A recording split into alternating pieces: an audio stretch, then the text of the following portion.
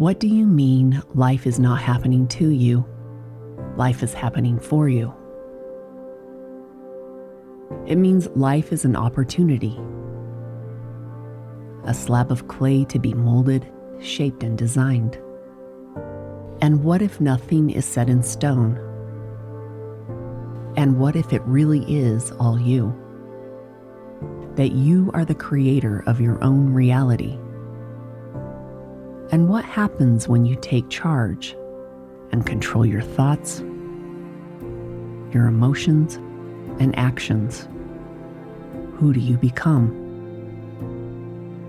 You become someone awakened to a higher state, a state of unity consciousness.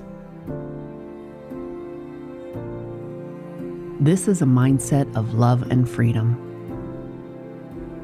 a mindset that abandons the concept of duality, the concept of right and wrong, us versus them, and all other negative, destructive, and victim paradigms.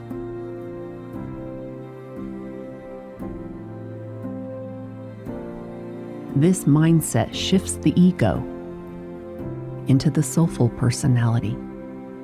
It responds with love, kindness, peace, joy, connection, and cultivates a life that is preferable, letting go of needing people, places, and things to be a certain way in order to be happy.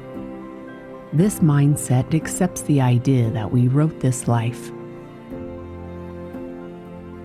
with all its tumultuous moments and villainous characters in order for us to learn, grow, gain compassion, and have a knowledge of who we are reflected back to us.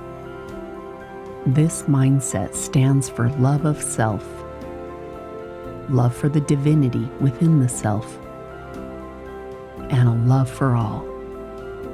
It honors that the definition of God is different for everyone, and that we can find commonality in seeing that God permeates everything. Whereas God is everything, you and I are one with God. This means I am God experiencing itself as Rachelle, just as you are God experiencing itself as your avatar.